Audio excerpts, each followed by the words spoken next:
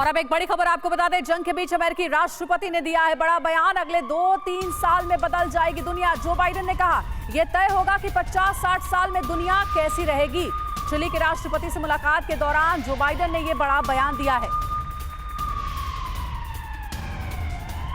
और मनीष हमारे सहयोगी हमारे साथ जुड़ गए लाइव, उनका रुख करेंगे इस खबर पर ज्यादा जानकारी के लिए। मनीष, अमेरिकी राष्ट्रपति जो बाइडेन के इस बयान के क्या मायने हैं जिसमें वो कहते हैं चिली के राष्ट्रपति के साथ मुलाकात से कि 2-3 साल में ये पता चल जाएगा कि दुनिया कैसी दिखेगी और कैसी रहेगी?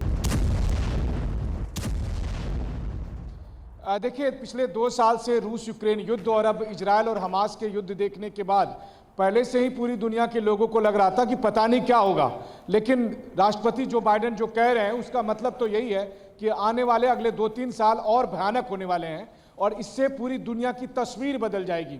वैसे भी अमेरिका के राष्ट्रपति जो बोल रहे हैं इसका मतलब है कि अमेरिका के मन में अमेरिका का कुछ और प्लान है जो अगले 2-3 साल में और दिखाई देगा। तो क्या हमारे सामने कुछ और युद्ध आने वाले हैं?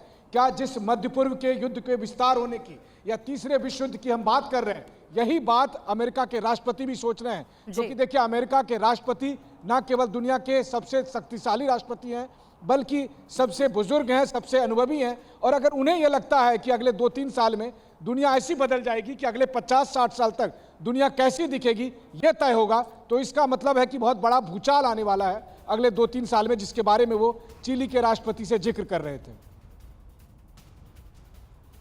मनीष, लौटेंगे हम आपके पास। और देखिए, एक और बड़ी खबर आ रही है। हमास के खिलाफ आईडीएफ को मिली बड़ी कामयाबी। आईडीएफ के हाथ लगे हमास के खुफिया दस्तावेज और वॉर प्लान। हमास की 2 कमांड पोस्ट पर आईडीएफ ने कब्जे का दावा किया है। नजाबा कमांड पोस्ट और जबालिया हेडक्वार्टर पर कब्जे का दावा किया गया है। तो अहम दस्तावेज हमास के वॉर प्लान को लेकर मिले हैं और ये दावे इजराइल की तरफ से किए जा रहे हैं, जिसमें वॉर प्लान का जिक्र है, हमास के आने वाले समय में युद्ध की रणनीति का जिक्र है। तो आईडीएफ के हाथ में हमास का वॉर प्लान, नजर डालते हैं जल्दी से क्या है पूरा मामला। आईडीएफ का दावा, हमास हेडक्वार्टर पर कब्जा, कब्जे में 2 कमांड सेंटर, खुफिया दस्तावेज हाथ लगे हैं आईडीएफ के। कहां हुआ है कब्जा? ये देखिए, नजाबा हेडक्वार्टर जबालिया यूनिट पर कब्जा हुआ है। क्या हाथ लगा है आईडीएफ के? तो operational map, control table, war plan, सुरंगों की डिटेल, कमांडर्स की सूची, ये सब हाथ लगा है।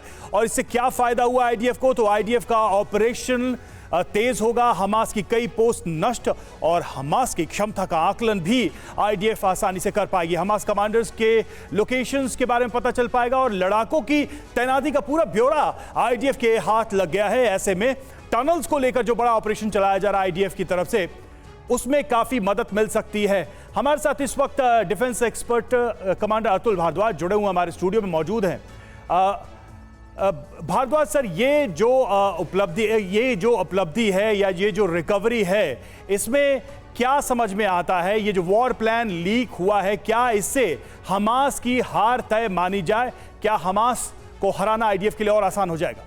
देखिए, वॉर प्लान का मिलना आईडीएफ के लिए एक बहुत अहमियत रखता है। अहमियत इसलिए रखता है क्योंकि अब उसके ऊपर एक ये प्रेशर है कि वो कोलैटरल डैमेज कम से कम हो, कम से कम सिविलियन मारे जाएं। अब जब उसके पास वॉर प्लान आ जाता है, हमास के टारगेट्स आ जाते हैं, टनल के बारे में ज़्यादा इन्फॉर्मेशन आ जाती है, तो वो एक टारगेटेड अटैक्स कर सकता है, एक प्रिसीशन गाइडेड अटैक कर सकता है हमास के ऊपर, जिसके चलते हुए कम से कम लोगों की सिविलियंस की हत्या और उसके ऊपर प्रेशर कम पड़ता है आईडीएफ के ऊपर जब वो ये अचीव कर पाता है।